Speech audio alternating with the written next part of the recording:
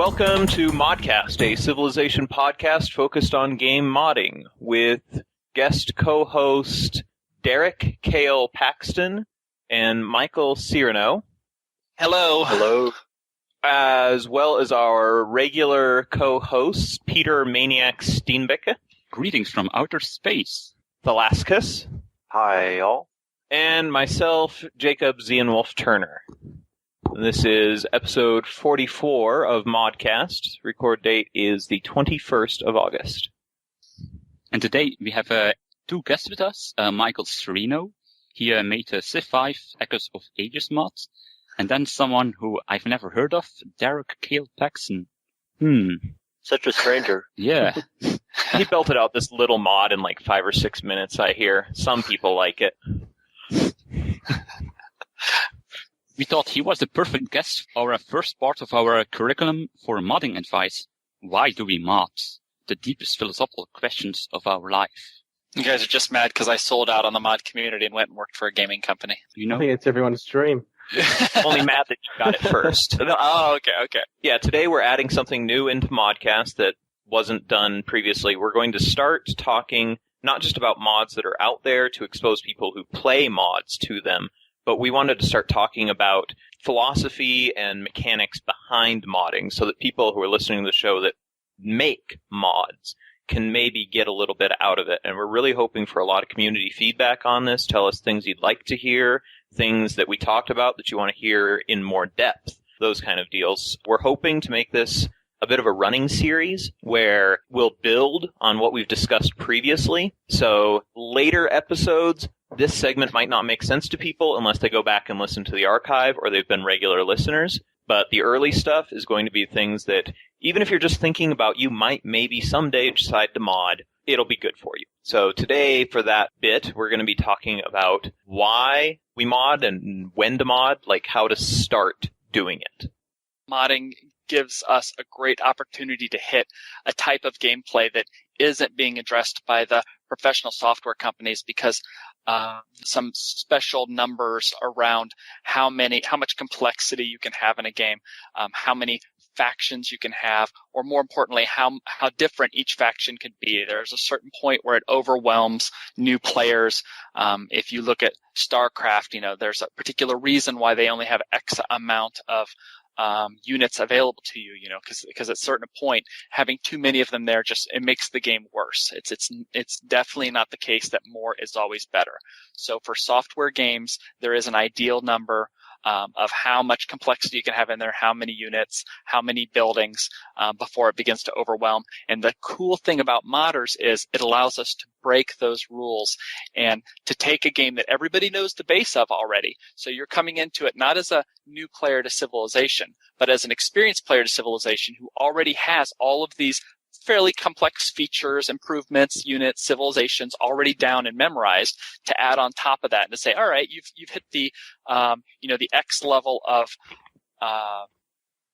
experience with the game. Now I'm going to take you to X plus 2 and let's give you that new game feeling like the first time you installed Civ 5 and that joy you got when you started it, but let's give it to you again inside a game you already love. And that is a fantastic opportunity for modders and great for the players to download these mods and play them. Lets us do something that professional software can't do. But what do you guys think? We got other thoughts on things that modders can do that professional software can't? It makes me think of a quote from one of the technologies in Civilization 4. I think it was engineering. Something about perfection is not when there is nothing left to add, but when there is nothing left to take away. A designer knows he has achieved perfection, not when there's nothing left to add, but when there's nothing left to take away. Right. Right. And it's just all about the scope creep. You were talking about how more is not always better.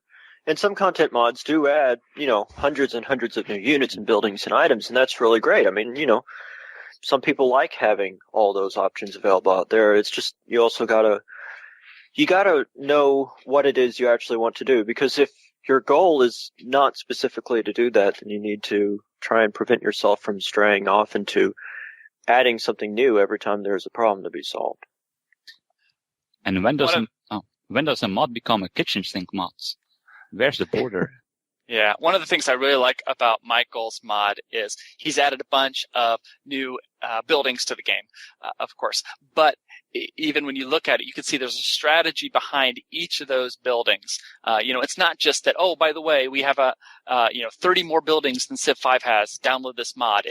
There's these buildings which open up new strategic opportunities for you, and you have to think about more. So maybe, Michael, you could talk about that a little bit, but I was very impressed with your mod for doing more than just adding more, but to really adding more strategy. Having a reason behind each edition, yes. Yeah. Yeah, one of the main design things I would recommend to people is make sure everything you add is going to be useful to the player and not just in there for the sake of just throwing it in. Yeah, what's the point of 3 buildings that do the same thing, for instance?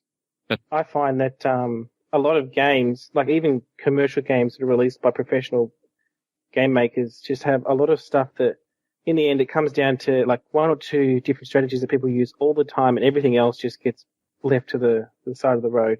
Yep, very true. The sign of a really good game is when the more you play it, the more strategies you gradually reveal and discover. Because if there's only one, like you said, I mean, even a lot of professional games only have a few dominant strategies, and it's very difficult to create a game or mod which has layers upon layers of strategies. Yeah, and that may be good for some sort of games. If I'm a first-person shooter, then I don't expect a lot of different strategies here. Real-time strategies get a little bit more, but they're almost becoming, at least on the StarCraft side, a lot more about the actual actions per minute than a different strategy. There's a high level bunch to work through. But on our turn-based strategies, especially, you're 100% right. If you aren't sitting and thinking about, do I want to do this or that, and you don't have those moments where you're playing the game but you're not touching the mouse or the keyboard, then you have to ask yourself, are you just going through a pattern here? Cyrinno, what are your thoughts on why to mod and when to release it to the public or just for private use? Well, I first made my mod because I wanted to I found that Civ 5 I like the overall structure of the game, but its buildings left much to be desired. I'm going from Civ 4 where I'm a builder type of player and I build everything in every city. And I went to Civ 5 and all the buildings felt sort of lackluster and without a purpose. So I just thought I should upgrade the buildings and make them more useful. And I think one of the reasons we mod is because we can see that we have that vision. We can go, I can make that better, and I know exactly what I'm doing. And I've got a plan, and that's what I'm going to do. So at what point did you finally decide you wanted to release, and was it because you just felt like you had something worth sharing, or because other people asked you for it? The main reason I released was I think I only had 5 building changes. It was really small, and I thought it was originally called Cyrinno's Building Balance. And I thought, well, the in-game uploader is there, and it was just so easy. It worked without any bugs. I played it like 20 times, and then I just thought, it's there, I'll upload it in case anyone else is having the same sort of feelings as I do. And you don't even have to go into a forum to release these days. You can just use the in-game thing, and if people like it, they'll tell you through the in-game downloader. Did you think of extra additions you wanted to make right away, or did you see the feedback you were getting and get bit by the modding bug then? Since the game had already been pushed as a mod-friendly game, I sort of had this huge list in my head of things I would do, like a sort of something huge like a space program. And I went through Kael's guide and went, oh yeah, that's how you mod. Had no idea what I was doing. Went in there. I think I spent 4 days typing in XML stuff, and then I went to launch it. After 4 days, it didn't start up. Yeah. And that's when I realized, okay, I'm going down to 5 small things that I can do and to see if I can get it to work. So, and then from there I had a list, and each release had a particular thing. I worked on that one thing, made sure it was bug-free, then released it. Then went to the next thing, made sure it was bug-free, then released it. Instead of doing the whole list of 20 items I wanted to do at once, which didn't work out very well. Oh, there's 2 great points you made there. One is run your game constant. Don't spend a lot of time coding and not replay again. Every little thing you change, load up the game, make sure it works, and then go on to the next one. Otherwise, yeah, you do spend. And I've been there too. I've done it 2 days coding, adding XML, doing A, B, and C, and then I load it and it's just a crash, and now I have to troubleshoot and try to remember what I changed in the past 2 days, which is a pain. And the second thing you mentioned was a personal pet peeve of mine. You say at the beginning you called it Cyrinno's mod or whatever. I encourage everybody, when you name your mods, don't put your name in there. It seems unprofessional. It seems unpolished. I like your Echoes of Ages. It seems sharp. It seems nice. I think you're going to get a lot more downloads on it. People will be more likely to try it out and see it as give it the appreciation it deserves, because it doesn't seem like, oh, this is just some guys dinking around with Civ 5, even though it may be some guys dinking around Civ 5 if it has a more permanent name on it. Names like Planetfall were awesome. They give a little flavor with the game that just putting your name and calling it a mod doesn't do. In addition to don't just use your name, also don't just say what it does, because that's not going to be what it always does. Like, Cyrinno's is now the Echoes of Ages, not good 12 point. new buildings. Because at some point he might add more units or something, and Echoes of Ages, hey, that covers us. Early in Civilization 5, there were probably a dozen different mods that were adding or modifying buildings in some way. So how do you distinguish one person's from another? And it's difficult to come up with a unique name. So there were a lot of mods that just, were like, I think there was Alpaca's mod and my mod and Valk's mod, and, just a whole series of things that, it's a mod that improves the economy. So we'll just, each of us had our name in front of our economy mods. I would say yes. I tried about 5 different building mods when the game first came out, and then after that I decided I had to do my own, and then obviously it just became my version of it, and that's why I just threw it up as my mod. That's a good reason why to mod, is when you just have, if you're inspired by something else and you go, hey, I could do this even better, so then you start off on your own project. Yeah, when you're deciding to start modding, especially if it's just for yourself and it's not going to be released, any little thing you see that you think it could be different, and you see how you can possibly change it, then go for it. Just get in there, play with the code. If I remember right, the thing that got me started on modding was some people on the forums were talking about in Fall from Heaven, magic users can get experience for free and they get promotions. And some people were talking about, well, workers are such a bland unit. Why don't they have promotions? And I was like, you could give them experience for free. That would sort of work. So I just sat down and I belted it out, and it worked. And so I immediately released it because it was something that I personally didn't really want to play with. It was just, there was the idea. It was neat. I saw how you could maybe do it. So I did it. And then that cascaded into years and years of very much in-depth modding. All from just a little, hey, that was kind of a cool idea. I think I might see how to do it. And so I went for it. I mean, you don't have to have giant vision to start. Just see one thing, think you can do it. It also touches on another important thing, which is don't be intimidated by modding. I mean, you might see these people who do these really complicated games like Fall from Heaven or others out there, but it's not necessary to do a really huge, big project like that, as you said.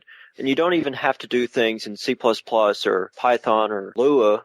You can do just simple data edits. XML is not hard to work with. It's very easy to change a few numbers here and there. On the other hand, I think looking at the big mods is a good way to learn modding.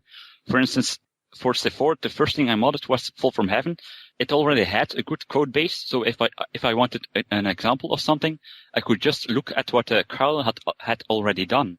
The same way with Civ 5, Thalassicus, your mod is the one I first started modding. That's kind of the way I'm now learning some Civ 5 modding. So my tip would be to download the biggest mod there is, and look at how they are doing stuff.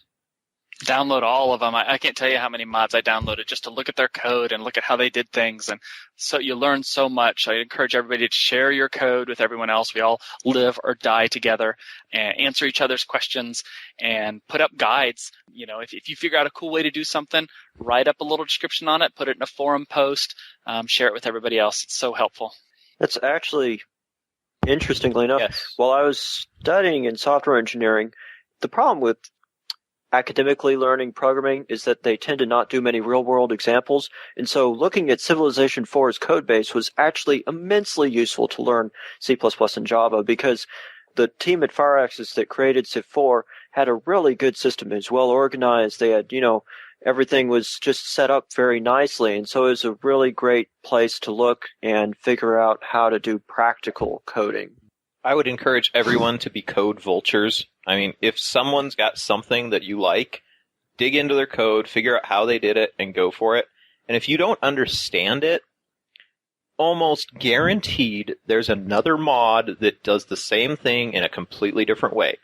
And as Kael said, if you download all the mods you can find, then you can look at those two different mods that do the same thing in totally different ways, and it starts to make more sense. You start to see what the change actually relies on and what you absolutely need to have, or just get a better feel for what the code's actually trying to tell you, because the different variable names might call to you better. Yeah, and in the beginning, it's going to be hard. When I started coding Civ 4, I told my wife, I have about a 1 in 100 chance of this working, and she goes, "Oh, so you're not going to be able to get it to work?" And I said, "No, that just means I need to do it 100 times." And I would do it, and it would crash, and I would count, and she would laugh at me, and I go, "All right, try number 75." Boom! Well, that crashed the game good that time, and then try it over and over again. And so it's a hard road in the beginning. Especially, I would say in the Civ 4 early days, it was the first time FireAxis had put out the SDK, the first time they give access to this. So we were really sharing ideas and really throwing things back and forth and trying to, forging new ground. But it does take a lot of time to do it in the beginning. But eventually you will get to the place where you'll see an idea on the forums, or you'll have an idea yourself to do something, and you can jump in an evening and get that done and get that into the game. And that's very satisfying. It's well worth it, but it is hard starting out. So I think you have to be prepared to put in a lot of time. If you're going to start a mod, at least be aware that it might take you some time, and you're not going to be able to spend a day working on it and have a fantastic mod going. Yeah, but we don't want to that's the truth, but we don't want to tell them that, because that'll scare people away. We want to tell them, "Oh, no, 2 days, it'll be an awesome mod," and then once they're in 2 days, then they'll just be addicted, and they can't help but keep going. So, for instance, Cyrinno, why did you decide to make Echoes of Ages and make it public? Oh, well, a couple of reasons. The first was there was a lot of news and hoopla about how easy Civ 5 was going to be to mod. So as soon as the game came out, I was already looking for things that I could do to it. Then Kael released his guide on how to mod, and it just gave me the incentive to give it a go. Mostly, I just found a few things that were bothering me and did little changes at first, but then it snowballed out of control, and it became a huge-ass mod, and I had to decide to put it online, because with the easy upload tools, there's no reason why you shouldn't put it up online. Yeah, I think we all know that snowballing feeling. Just one thing, instead of one turn more, one change more, then we just keep going, and yes. It is so fast that one change more takes over one turn more. Indeed. I think the first year of modding, I never made it past turn 15 or so. You'd be playing. Oh, I want to change that. Log out, new game. Indeed. Myself, I in fact have never finished a game of Planetfall. It's that bad. Have you finished a game of Vanilla Enhancement mods, Thalassicus? I actually have finished, I think, 3 or 4 in the course of a year. I've started hundreds or thousands if you count little quick tests to see, hey, does this work yet? No. Does this work yet? No. Does this work yet? And you, Kael? Yeah, I've played through Fall from Heaven, but I know exactly what you guys are talking about, and it's probably a big reason why the first 50 turns of mods feel more polished than a lot of maybe the late game balance that you get into, is because the developers are spending a lot of time going through those first 50 over and over again and never quite get later in the game. But that's okay. It's kind of the risk of having all the power to, to see the change and then make the change and have that all done in a couple hours, which is kind of the fun part of modding. And it's also why the big mods rely a lot on the community. They got the public releases out there, and they beg and plead for save games to be submitted with late game issues, because, we've never seen them ourselves that much, and usually they're so minute little details, like this one guy had to do a special thing 50 turns ago to cause this to happen. Yep, absolutely. And you mentioned one of the things you brought up for this podcast was, when do you publish? And for that exact reason, I would say it's as soon as possible and as frequently as possible. There is outside of your normal life and other things you have going on, there's very little reason not to get out your mod updates as frequently as you can. People will forgive bugs and crashes, but your best way of finding those bugs and crashes is to get reports, and your best way to get feedback that you're going the right way rather than spending a month or 2 months developing with no feedback is to get it out there and get that feedback as soon as you can. If you're a mod developer and want to do some further research on this, behind the scenes, what you'd want to do is Google iterative project development. That would bring you up a lot of information on that sort of working on it in little steps at a time. Can you give us a short rundown? Yeah, sure. Well, basically what he described, where you have a series of short prototypes which go through 4 phases. The first is you figure out what you want to do, then you actually implement it, then you test it, and then you evaluate how it turned out, which is basically the feedback that you get from people who play the mod. And you repeat those 4 steps over and over again. One of the later modcasts will be focusing on this cycle. There's also generally tiers of deploying the actual project when you're releasing it out to the public. Like, say, once a week, you have, a relatively stable version of the mod that you might release to beta testers. And then every, say, month or so, which is how I've set up most of my project, you'd have a public release. So you have your own private releases that you're constantly working on and testing.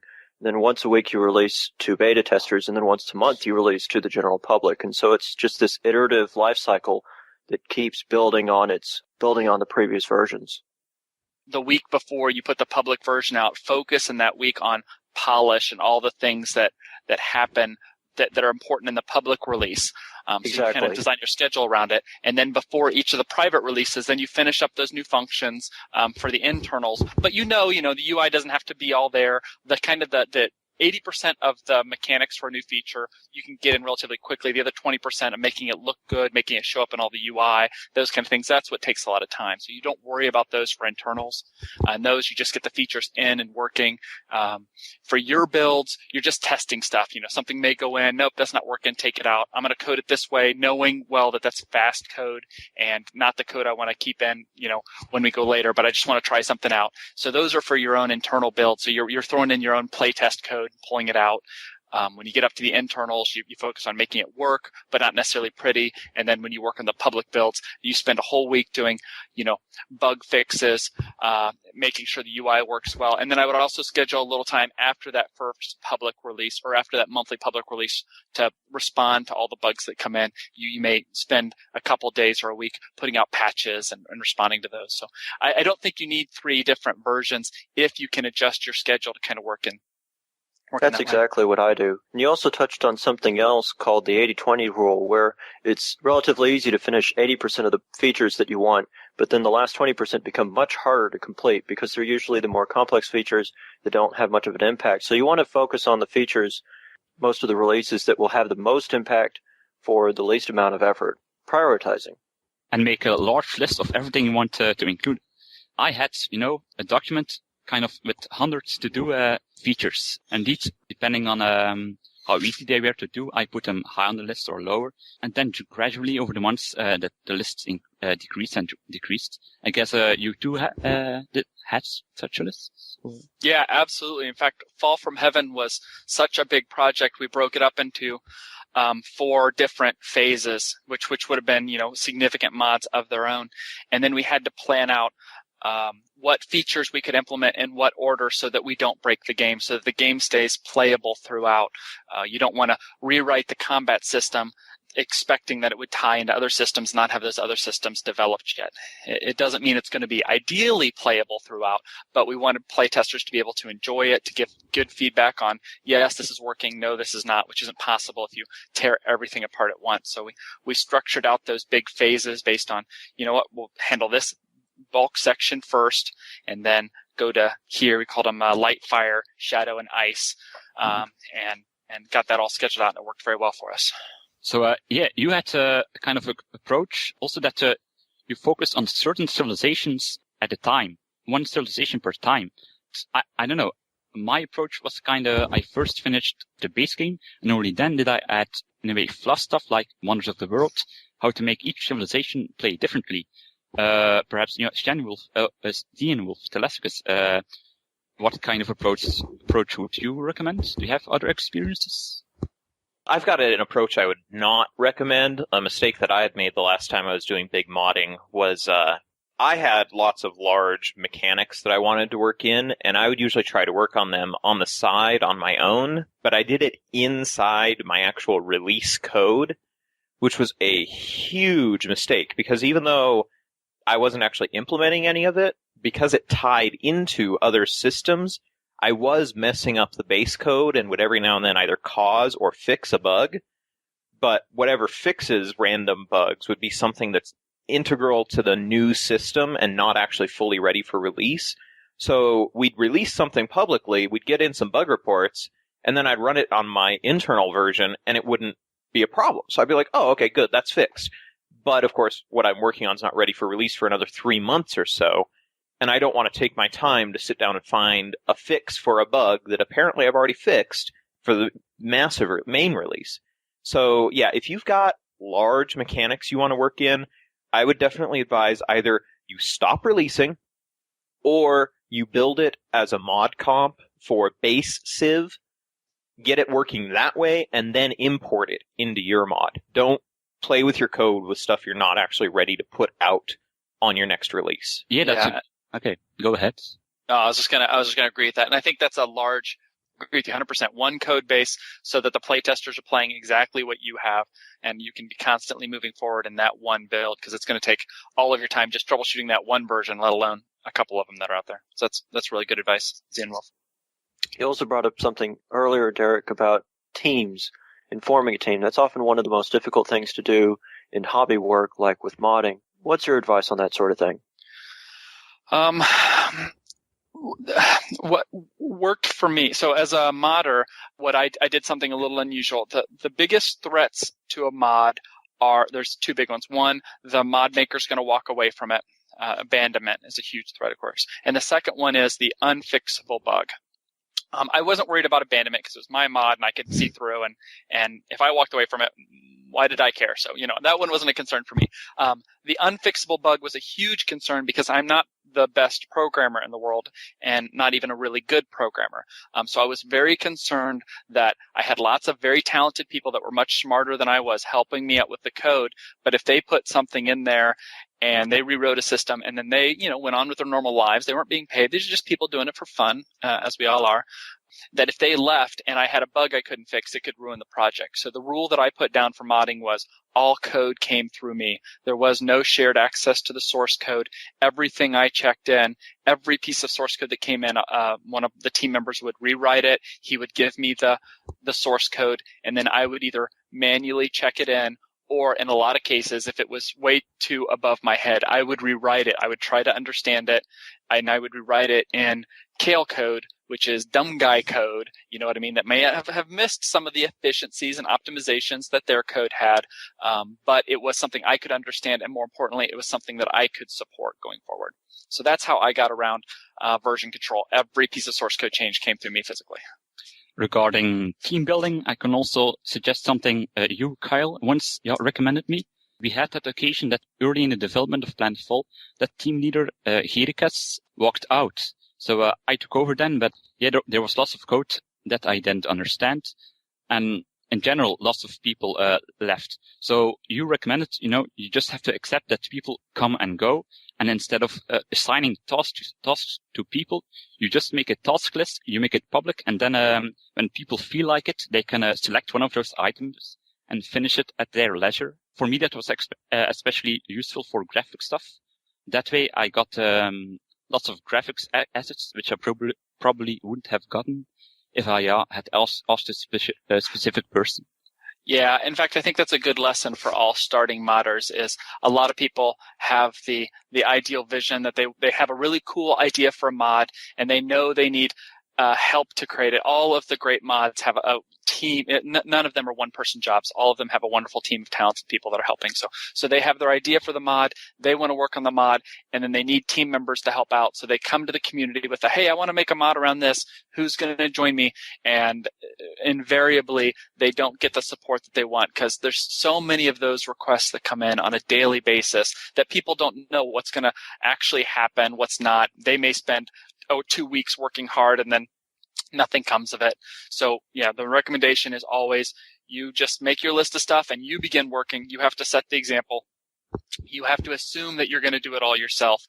Just make the information public on what you could use help with and exactly what those things are. And then as people see progress on the mod and people play the mod a little bit, and another reason why you want to get those early versions out fast. If people see a mod they can play, they're a lot more likely to jump on and help out. And then they can understand, I want to help with this. I have a free weekend here. I have a free Saturday, or I just, I have a week off work and I want to tinker around with mods in that week. Then they can easily go grab it, do some work, submit it to your project, and everybody benefits. Yeah, and one of the important things I'd like to highlight here is, yes, we see a lot of these I've got a great idea guys, and make something with your ideas that people can play. Once they see you're serious, that you are releasing, and they sort of get a feel for where this is going to head, then they'll be really happy with it. But then the people say, oh, well, I'm not a graphics guy, or I'm not a coder, or something like that. And as Kael had said, he's not the greatest coder himself. He picked up some coding as he went. And using the forums, there are lots of code writers who, while they won't write your mod for you, they will certainly figuring out how to start writing code. And there's a lot of things you can do that are really, really simple.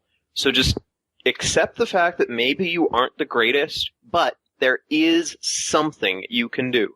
And once you get something out there, you might attract the attention you need from someone who knows how to do that next level of what you want for your mod. So just put out whatever you are possibly capable of doing to get it started and show people that you've got the drive, that you're going to stick around. Kind of contrary to what Derek said, that you have to be able to understand all the code yourself? Well, yes, you do want to be able to understand your code, the force behind it, but your initial code doesn't have to be the incredibly complicated stuff. There's going to be some simple things you can do. And then if you attract a coder to help you out, just make sure that you work with him to understand what he's putting. I mean, if you yourself are just flat out incapable of ever understanding code, then unfortunately that means you're going to be reliant on someone else to do your code for you if your mod requires significant recoding. But there's not too much that you absolutely must recode. And in those cases, you may be better off looking for a smaller scope for your mod that doesn't require source code changes or uses source code changes that somebody else has provided. Because I can't think of an example of a big mod that didn't have a programmer that was heading it. I mean, even if it was like me, not a professional programmer, not a good programmer, but somebody who understood code, because that's so critical to the life of the mod. And it's critical if you're scoping out what exactly the mod's going to do, that you understand the code implications to that. If you don't, then it's going to be hard to match the design to what's possible and what's practical. I may even go so far as to suggest people never to join a project which doesn't have a coder as the main guy. I know that's perhaps kind of harsh, but perhaps it's reality. I don't know. Well, I would say, yes. I would say that there's a lot of lots of reactions, apparently. It depends on what it is. One mod I can think of that was really cool and didn't have a programmer involved at all was the ethnic diversity mod. So it was meant intentionally just to be an art mod, just to make the civilizations units look differently. So it depends on the scope. But yeah, if you hear a guy saying, we're going to change this game and it's going to do all these crazy things and, we don't have a programmer, then yeah, be suspicious. Indeed, sometimes you can learn. When I started Civ 4, I didn't know any Python or C++ at all. But, you have to show in a way that at least you have some basic skills, that you're evolving, and, I'm going to say there's a lot of people on the forums who like to put up a huge wish list of what their mod's going to do, and they never have any programming experience to go pull it off. Yeah, I mean, it's very easy to come up with ideas. It's much harder to come up with the results, and that's the case in anything. Yeah. And we don't want to discourage the graphics guys and the idea men and the story writers. I mean, you guys can make mods. Just try to find someone who is good with the code, who's got the same basic vision that you do, and make sure that they are, your inside man, that they're your co-creator, and that they're going to be sticking around for as long as you are. Or just find a mod that's already out there that's along the lines of what you want, and talk to their creator and see if your vision's compatible with theirs and you can work together with them. We're just saying don't run off and think that you're going to make the most revolutionary game in the world and that everyone's going to flock to playing it when you can't create the basic core of what your mod's going to be yourself. Well, to be honest, even if you can create the basic core, still don't expect people to flock to it because, I mean, I have a relatively successful project, and yet I still haven't found anyone to help out with the programming aspects of it. I've been doing pretty much everything. So, even if you do get the ball rolling, sometimes, you just won't have people signing up to collaborate. So it's just the way things are. Indeed. Always be a pessimist in a way.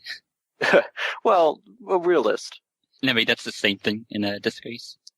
Yeah, and maybe it's worth Fall from Heaven. The original scope of it was pretty mild compared to where it ended, and the one of the advantages to expanding the scope was that it did have a lot of great feedback from the community, but help from the community, and lots of great ideas came in, and it made the project by the end so much better than what I had envisioned at the beginning. So, but I think keeping the scope tight and focused at the beginning, and then you can expand if there's other things that come in, other opportunities that come by. There was a lot of mods that were made by other people.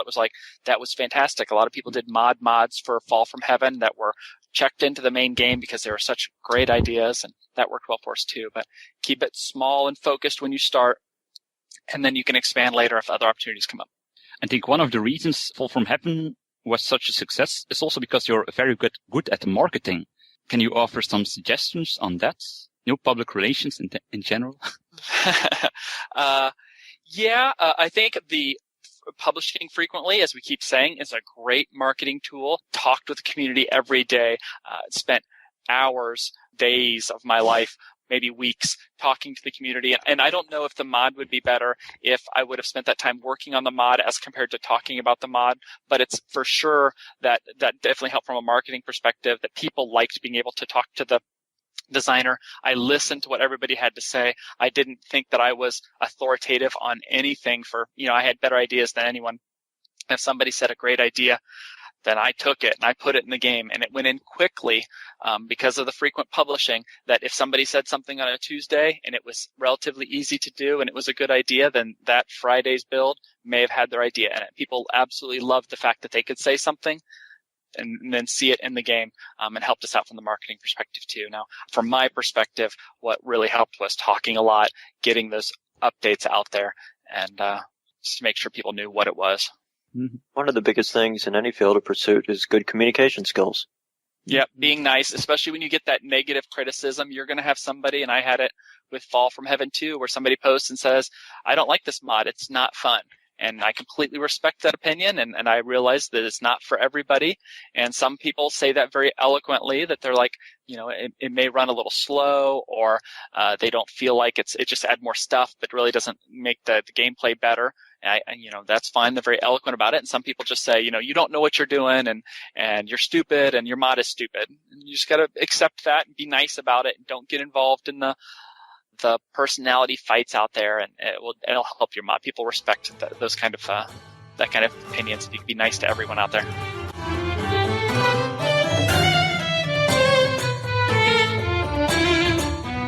Well, we've been talking about WoW mod for a while. Why don't we move on and discuss Cyrinno's mod in more detail? Do you want to go over some of your basic, your current goals for the mod?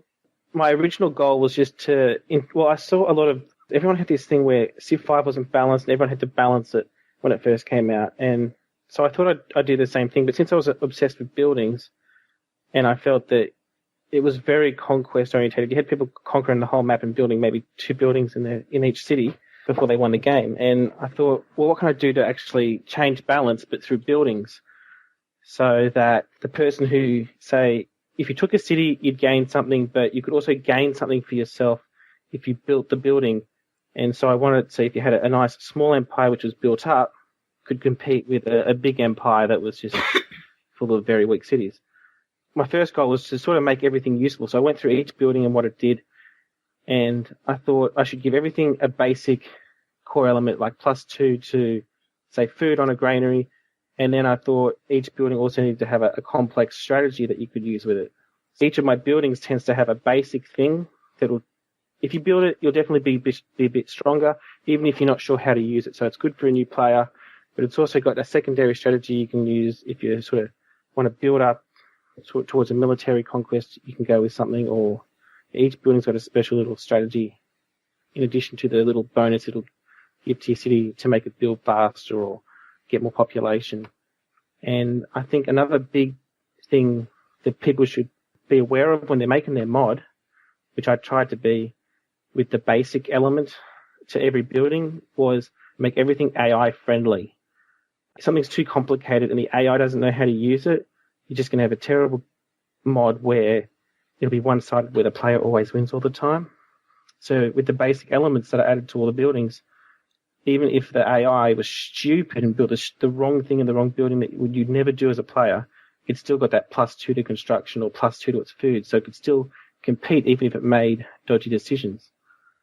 And with my current mod, a couple of months ago, I got to a point where I had finished all my mods to my buildings and added extra little buildings to give a few extra strategies. And I thought my original thing I wanted to do when I spent 4 days coding was to sort of add a religion system and a corporation system back into the game, which never ended up working because I could never find the XML for it. But then I found XML for it after they released one of their patches a couple of months ago, which was the mutually exclusive one, where you have the power stations, which you can only build one of. So with that, I thought, well, with this new XML, I can make it so people have to choose what their religion is going to be for their empire. So the idea was you research a new religion, a new thing called religions. It gives you access to 7 different religions, and you build the wonder for the one you wanted to use. And each of those religions would give you a bonus in a particular thing, but you could only pick that one religion that you wanted. So you could, if you're going for military victory, you might go for more military production religion, and that would unlock a building in all of your cities once you built the wonder to build a temple for that religion, which would then increase the production.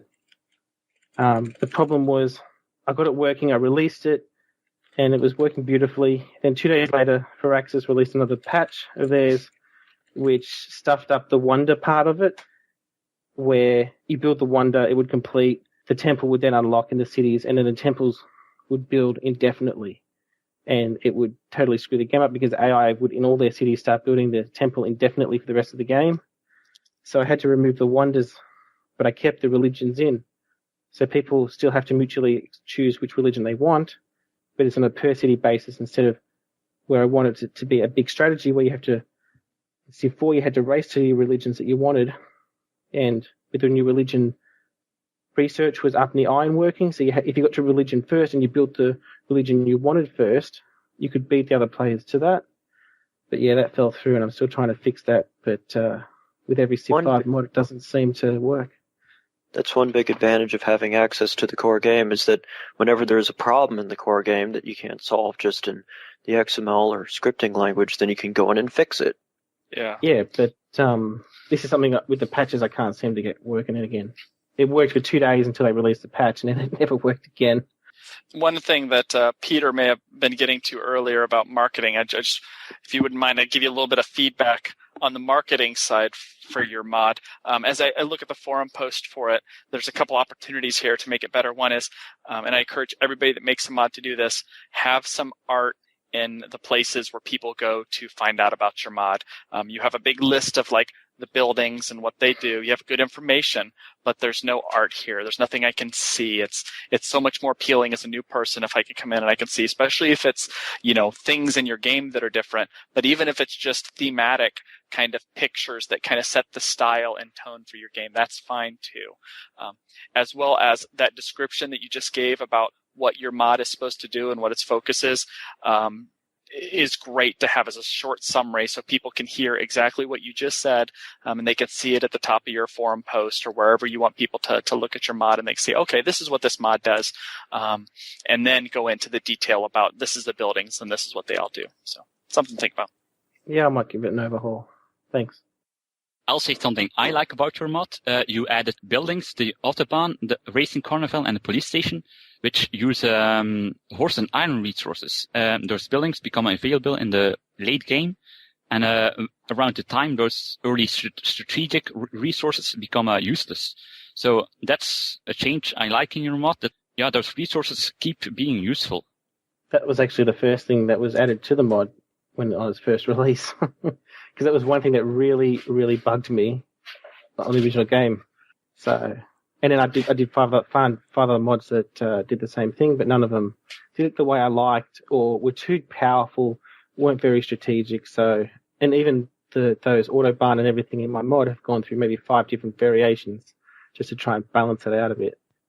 I agree completely about that. That's what I was going to mention, as well as that I really like that approach to making strategic resources useful in the late game. It also, gosh, I just lost my thought. You did something similar with the Ironclad in your mod and tanks. Yeah, what I was going to say is I was thinking about doing something like that. It's just that for my own project, I really resist adding new content, but yours is a content-based mod, so it makes perfect sense, and I really think it's an important addition to the game, and I think it'd be useful to add in vanilla as well. I think it's something that would really, because, when you've got all these horses in iron in the late game, and it's sort of like corporations in Civ 4 when they added those. It gave, some sort of purpose to the stuff that no longer has its normal purpose anymore, and I really like that. Indeed, it needs, when you had 2 resources in Civ 4, many AIs were unwilling to trade, so you just had, because those resources were useless, it also made city settlement less interesting in the late game. Now, indeed, corporations and now your buildings and Echoes of Ages make colonization more interesting. It stays more interesting.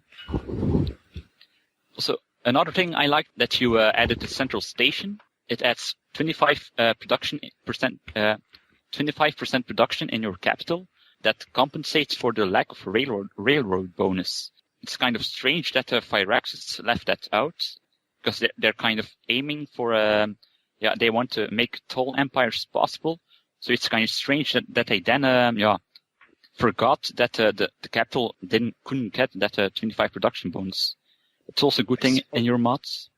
I see it as a sort of a paradox, because the capital is connected to the trade network, but the trade network is not connected to the capital, which makes no sense. That's why actually... Well, it would make sense that the capital would be receiving all these goods. It would have increased productivity. It was just a pet peeve of mine when I was playing vanilla that my capital seemed to be underperforming on building things, and I thought, why is this happening? And then I finally narrowed it down to it's not getting that railroad bonus, but it still has the penalty of increased cost on buildings when you reach that industrial age. So I had to fix it. It was one of the first things I had to fix.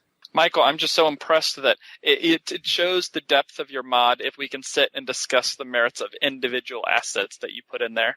It's so cool that you're able to add that much strategic depth to the game without any source code changes. You don't have a ton of tools available to you in making these buildings, and I'm excited to see when the SDK comes out and you can start adding brand new features to buildings, what you're going to do then. I'm not really good with the code. Just like I guess I'll have to learn it as I go along. So I did a lot of that vulturing, went through those first 5 mods and saw how they did it. Yeah, absolutely. Source code is not getting the hardest part about the source code part for me was just getting it set up, getting it in the compiler, and if you can get past that hurdle, sometimes it becomes really obvious, especially if you've been looking at Python or Lua, as to what's going on in those functions, and it's not too different. Like getting set up to use a compiler, and that can be a pain in the butt when you start. It does sort of go back to what I mentioned earlier about it can be very intimidating to start with, and it does have a learning curve, because, when I was first learning Lua earlier in the spring, there was a few weeks there where I was doing basically nothing but learning Lua. I couldn't actually get any practical results, so it does take a while to learn it first, but once you do, it is rewarding. And it is nice that for that main hurdle, in Civ 4, lots of really nice guides that walk you through setting up your computer that have been updated so many times, and they're now even easier than they were at first.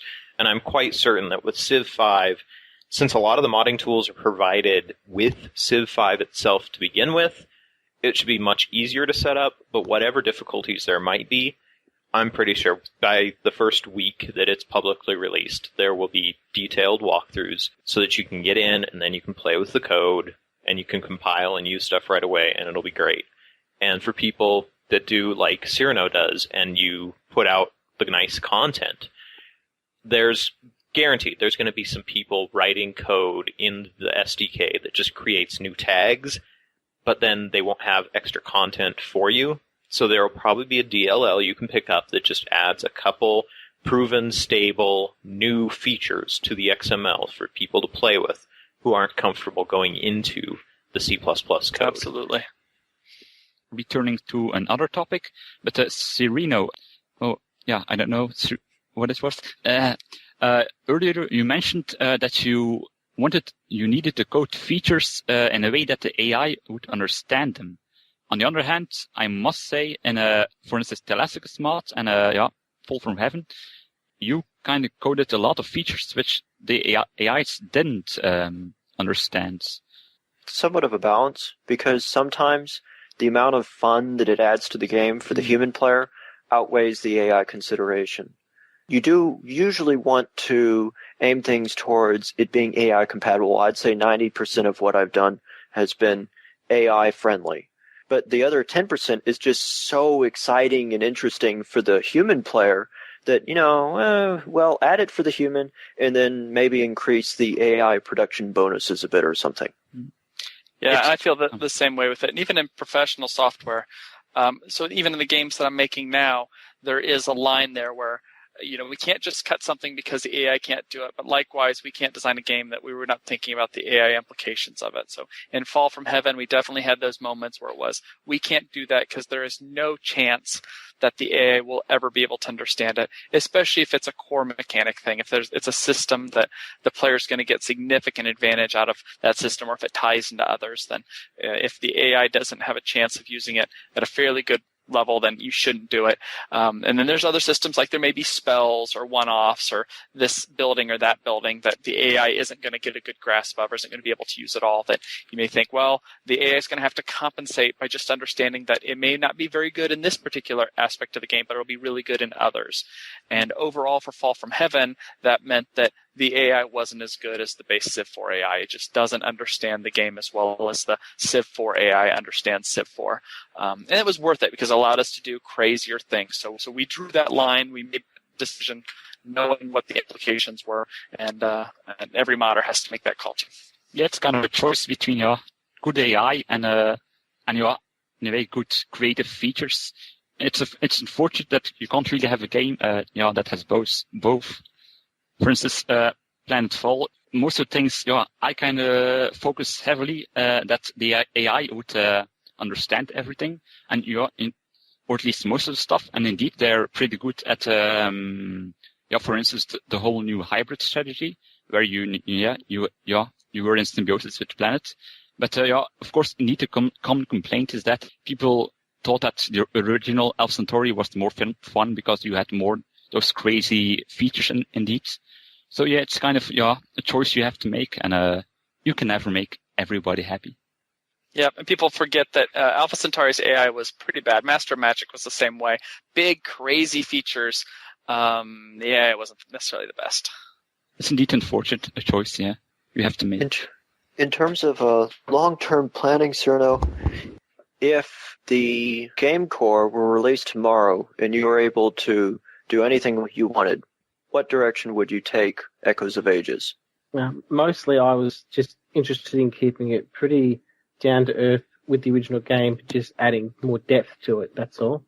I would try and improve my religion and corporation systems, maybe not go where Civ 4 went, but improve them beyond what the XML can do. So you wouldn't want to add a Civ 4 religion system? Or Well, I don't want to make things exactly like another game, because I think people who call for that sort of stuff should just go and play that other game. Yeah, so I just think the system that I've got at the moment for my religions isn't working quite as well as I'd like. Mm-hmm. And I just improve that aspect, because that's the current aspect that I'm working on anyway. It sort of touches on what xeinwolf said earlier about how once the game core is released to the public, then there's going to even be modders out there who are just creating things to make it easier to do stuff in XML, like creating new XML tags or creating new functions for availability in Lua that would make things like religion and corporations easier to accomplish. Yeah, as soon as Firaxis added in that one extra tag about mutually exclusive buildings, that's when my religions and corporations went into the mod. So things like that can be a trigger for just adding anything that you're already thinking of that you can't really do at the moment. You never know what can happen after a day. Very true. We do have to give a bad pointer for X that the tags they add in Civ 5 are a lot more hard-coded than those in Civ 4. It's true that the internals of Civ 5's code are somewhat more hard-coded than in the past. I mean, like, for example, a really good example is there's a policy in the tradition tree that gives 4 free culture buildings, but you can't say, I want to give 4 free production buildings. It's just a single number there. So a lot of them are limited, and also a lot of the tags. Something else to be expected in any major development project is a lot of the tags just don't do anything, or don't work, or aren't implemented in some way because they're not used in the standard game. So they're there, but might not necessarily work the way you expect. I know in Civ 4, again, there I think about every tag worked, except be mechanical for units. That did nothing, but for the rest, I think no. There were actually a couple of tags. They were scattered around, and most of them were in files that people didn't use very much. But when you started playing with those extra files, you tripped across a lot of things that it wasn't clear what it did, and if you chased down the rabbit hole about half the time, you would find that actually it doesn't really do much of anything at all. Especially when it came to AI stuff, there were quite a few points where the AI had this huge, complicated write-up for something it was supposed to be taken care of, and then somewhere in the code, either they just decided to get rid of it, or they lost the guy who was working on the project or something, because it just dead ends. If I remember right, the big one on that I'm remembering is for piracy in naval ships. There was a lot of code for it that ended up boiling down to everything being overridden by a single number, to where it only considered like one type of unit for figuring out naval threat. So it was in there, it just wasn't very obvious because it wasn't in the main files. You get so excited and you see some tag, you're like, oh, that tag sounds like exactly what I want, and then you try to implement it, it doesn't do anything. But like I say, you get source code access, you can go add those things in. So all the stuff you're talking about now, buildings that are policies that enable production buildings, you would assume, I haven't seen the source code, you would assume that'd be fairly easy to implement on the source code side, since you have a model there for culture buildings that you could already follow. Just one beginner tips I wanted to mention in between. If you want to know what a tag does, just search for a building which uses that tag, and then look in game what that building does. That's a good way to figure out what a tag does. Yeah, Firaxis is really nice about naming them in ways that sometimes are pretty intuitive. Most of the time they're intuitive. The XML tags are organized pretty well on that. Unfortunately, the Lua or code side of things, not so much. It's like there's one good example is they have different variable naming schemes, where in some places they use Hungarian notation for variable names, in other places they use camel case, and it's not consistent, which can make it that's actually one of the most intimidating things about first getting into Lua modding for Civ 5, is that one set of code will be just fundamentally written differently than another file. So yeah, I think in Civ 4, all the code passed through Storan Johnson. I think I've heard that was not the case for Civ 5 and John Schaefer. That's unfortunate, but probably not something he could help, John, I mean. Sort of goes back to what Kael said earlier, is that for his mod, he passed everything through him for quality control. And sometimes that's possible, sometimes it's not. I mean, in the professional development world, things can go pretty crazy. Yeah, well, a lot of people were kind of making a big stink about the state Civ 5 was in when it did release. And you could take what it was when it released, and then imagine cutting off about at least an eighth of development time just to have all of the code filter through one guy so that it can be... It's not exclusive to just Civ 5. This is something that is common in all software development. I mean, right. We studied that relatively extensively, and standardization is one of the biggest problems in just about any major project, is that it normally is not standardized. It's normally ad hoc. Probably 4 out of 5 of the projects I've worked on in my job have not had company code standards. So FireAxe is actually much better than most companies in that regard, and I think that's one reason why their games have been successful is because they know how to manage projects pretty well. And Civ 5 isn't perfect, but it is better than other things I've worked with, so. And if you're a modder and want to learn more about good coding standards and naming conventions and so on, we're going to be discussing that in a later episode of ModCast in detail. Call in today. In North America, the number is 301-637-7659. That's 301-637-POLY. In Europe, 44121-288-7659. That's 44121-288-POLY. You can Skype us at the PolyCast or email us at thepolycast@gmail.com. For more information on ModCast, our sibling shows, PolyCast, Revcast, and Turncast, or about PolyCast in general, log on to the series' official website at thepolycast.net. Civilization 4, Warlords Beyond the Sword, which we don't have our copyright take to anymore. Unfortunately, that one I hadn't read ahead of time, so I was like, oh, this is pointless.